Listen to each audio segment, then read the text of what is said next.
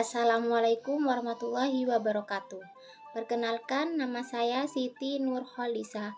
NIM saya 202101030047.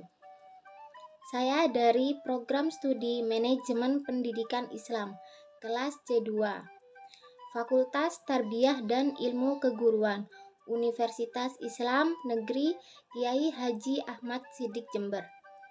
Di sini saya akan menjelaskan mengenai materi tentang mata kuliah Kepemimpinan Pendidikan Islam.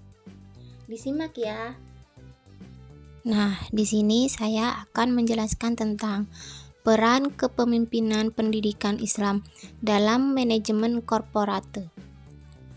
Yang pertama yaitu peran, fungsi, dan strategi kepemimpinan dalam pemasaran pendidikan Islam berbasis manajemen korporate. Peran kepemimpinan dalam pemasaran pendidikan Islam berbasis manajemen korporate ini ada 5 bagian, yaitu yang pertama sebagai perencana. Kepemimpinan harus pandai membuat dan menyusun perencanaan dengan mempertimbangkan segala aspek baik dari dalam maupun luar lembaga pendidikan, sehingga segala sesuatu yang akan direncanakan dalam memasarkan lembaga pendidikan mempunyai tujuan yang jelas. Yang kedua yaitu menerapkan fungsi-fungsi manajemen. Sebagai pemimpin, kepemimpinan harus dapat menerapkan orientasi kepemimpinannya sesuai dengan bawahan yang dipimpinannya. Sebagai organisator, pemimpin dituntut untuk menyusun struktur organisasi yang tepat, menempatkan staf pada tempat yang tepat, jabatan pekerjaan dan tugas yang jelas. Yang ketiga yaitu sebagai supervisor. Kepemimpinan harus mengawasi jalannya pemasaran pendidikan yang telah direncanakan. Selain itu, sebagai supervisor kepemimpinan harus memperhatikan kualitas stafnya. Kinerja setiap staf harus selalu ditingkatkan baik dengan membina, mengembangkan, memperbaiki, dan meningkatkan semua sumber daya yang ada. Yang keempat yaitu sebagai komunikator. Seorang pemimpin harus mampu menjadi komunikator, baik di dalam maupun di luar organisasi. Peran komunikator dalam lembaga pendidikan memegang peran sangat penting. Dengan komunikasi yang baik, pemimpin dapat membuat stafnya berkomitmen tinggi dalam meningkatkan kualitas pendidikan. Terakhir yaitu sebagai evaluator. Kepemimpinan harus melakukan evaluasi terhadap semua program pemasaran pendidikan. Keberhasilan pemasaran dapat dilihat dari kegiatan evaluasi. Selain itu, hasil evaluasi digunakan untuk perbaikan program pemasaran pendidikan berikutnya. Lanjut, fungsi kepemimpinan dalam pemasaran pendidikan Islam berbasis manajemen korporate yaitu fungsi pemasaran jasa pendidikan sendiri termasuk bagian dari teknik pemasaran yang bertujuan untuk mencapai hasil yang lebih baik dibandingkan dengan teknik pemasaran yang tidak dapat mencapai target jumlah siswa atau pengguna jasa pendidikan yang diinginkan. Lalu, strategi kepemimpinan dalam pemasaran pendidikan Islam berbasis manajemen korporate terbagi menjadi 6, yaitu yang pertama produk atau produk, jasa pendidikan sebagai strategi pemasaran. Yang kedua yaitu price atau harga, jasa pendidikan strategi pemasaran. Yang ketiga yaitu pledge atau tempat, jasa pendidikan sebagai strategi pemasaran. Yang keempat yaitu promotion atau promosi, jasa pendidikan sebagai strategi pemasaran. Yang kelima yaitu physical evidence atau sarana prasarana, jasa pendidikan sebagai strategi pemasaran. Yang keenam yaitu proses atau proses, jasa pendidikan sebagai strategi pemasaran. Di dalam materi tersebut sudah tercantum di dalam Quran surat An-Nahl ayat 64 yang berbunyi Bismillahirrahmanirrahim. Wa ma anzalna 'alaikal kitaba illa litubayyana lahumul ladzi ahtalafu fi wa hudaw wa rahmatan liqaumin yu'minun.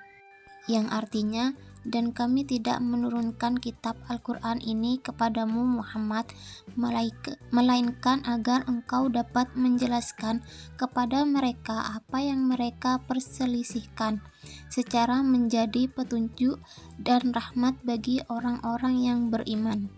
Lanjut, yang kedua yaitu peran, fungsi, dan strategi kepemimpinan dalam membangun budaya mutu berbasis manajemen korporat. Dalam peranan kependidikan dalam membangun budaya mutu berbasis manajemen korporat terbagi menjadi 3 peranan, yaitu pertama, peranan hubungan antar pribadi. Di dalam peranan ini terdapat 3 bagian, yaitu yang pertama, peranan sebagai figurehead, yang kedua yaitu peranan sebagai pemimpin, dan yang ketiga yaitu peranan sebagai pejabat perantara. Lalu peranan yang kedua yaitu peranan yang berhubungan dengan informasi. Di dalam peranan yang berhubungan dengan informasi ini dibagi menjadi 3, yaitu peranan sebagai monitor, peranan sebagai diseminator, dan yang terakhir yaitu peranan sebagai juru bicara. Lalu peranan yang ketiga yaitu peranan pembuat keputusan. Dibagi menjadi 4 bagian, yaitu peranan sebagai entrepreneur, yang kedua peranan sebagai penghalau gangguan, yang ketiga peranan sebagai pembagi sumber, dan yang terakhir yaitu peranan sebagai negosiator. Lalu lanjut ke fungsi kepemimpinan dalam membangun budaya mutu berbasis manajemen korporate.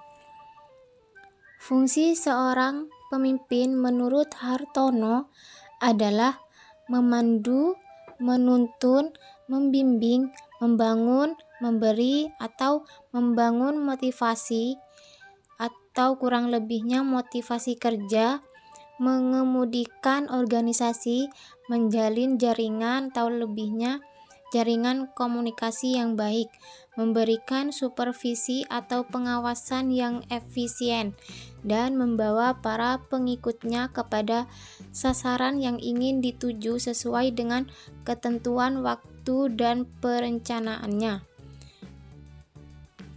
Berdasarkan uraian tersebut dapat disimpulkan bahwa fungsi pemimpin yaitu mengkoordinasikan anggota yang dipimpinnya agar rencana yang telah diketahui dapat dicapai dengan baik. Namun, lebih jauh dari itu, yang terpenting adalah adanya kesiapan dan kekuatan serta sikap mental yang baik sehingga bisa memimpin secara adil dan bijaksana. Lanjut pada strategi kepemimpinan dalam membangun budaya mutu berbasis manajemen korporate, yaitu yang pertama, fokus pada kesehatan mental setiap orang. Maksudnya yaitu kesehatan mental merupakan salah satu elemen paling penting dalam budaya organisasi yang baik, namun sering kurang diperhatikan. Tempat kerja sangat rentan terhadap stres. Jika hal ini dibiarkan, maka akan dapat mempengaruhi kondisi mental dan fisik seseorang yang pada akhirnya menurunkan kinerja mereka. Yang kedua yaitu ciptakan komunikasi yang efektif. Maksudnya, banyak perusahaan memiliki sejumlah besar divisi yang di dalamnya terdapat banyak anggota pula. Komunikasi sering mengalami masalah karena datang dari berbagai arah dan mungkin menjadi bias. Disinilah peran sebuah sistem yang tersentralisasi menjadi sangat penting. Lalu strategi yang ketiga yaitu tanamkan toleransi dalam organisasi. Maksudnya yaitu ini dapat hadir dalam berbagai bentuk, perbedaan kepercayaan, budaya, sudut pandang, preferensi, dan lain-lain. Seringkali perbedaan-perbedaan ini berujung pada pertikaian. Untuk menghindari hal ini diperlukan adanya penanaman toleransi dari Anda sebagai pemimpin. Lanjut yang keempat yaitu nilai karyawan secara objektif. Penilaian kerja adalah proses yang harus dilakukan dalam organisasi untuk memotivasi karyawan agar terus tumbuh. Ketika Anda menilai karyawan, nilailah mereka secara objektif. Artinya, penilaian Anda harus berdasarkan kinerja dan pencapaian mereka. Yang kelima yaitu wujudkan kesetaraan di tempat kerja. Yang dimaksud di sini yaitu tentu bukan soal upah karyawan, tetapi perlakuan terhadap mereka. Lanjut yang keenam yaitu motivasi karyawan melalui gamifikasi. Organisasi tidak akan berkembang apabila orang-orangnya tidak tumbuh. Inilah mengapa penting untuk memastikan bahwa setiap orang tetap berkeinginan untuk terus meningkatkan potensinya. Lanjut yang nomor 7 yaitu tunjukkan apresiasi Anda. Cara lain yang perlu dilakukan untuk menciptakan budaya organisasi yang baik adalah dengan mengekspresikan apresiasi Anda. Apresiasi perlu ditunjukkan karena ini akan membantu karyawan merasa dihargai dan mendapatkan pengakuan. Oleh karena itu, jangan hanya fokus pada masalah yang perusahaan Anda alami, tetapi juga pada usaha dan hasil yang dibuat. Dan materi yang terakhir yaitu peran, fungsi, dan strategi kepemimpinan dalam meningkatkan produktivitas kinerja organisasi berbasis manajemen korporat. Peran kepemimpinan dalam meningkatkan produktivitas kinerja organisasi ini dibagi menjadi 3 bagian, yaitu peran interpersonal, yang kedua pengambilan keputusan, dan yang ketiga peran informasi. Lanjut, fungsi kepemimpinan dalam meningkatkan produktivitas kinerja organisasi ini yaitu fungsi seorang pemimpin yang menempati posisi kepemimpinan eksklusif adalah menerjemahkan kebijakan perusahaan menjadi suatu kegiatan yang bersifat operasional. Dan strategi kepemimpinan dalam meningkatkan produktivitas kinerja organisasi berbasis manajemen korporat yaitu dibagi menjadi 4. Yang pertama yaitu koordinasi. Koordinasi yaitu seorang pemimpin harus mampu menjalin koordinasi yang baik antar kegiatan dan antar organisasi.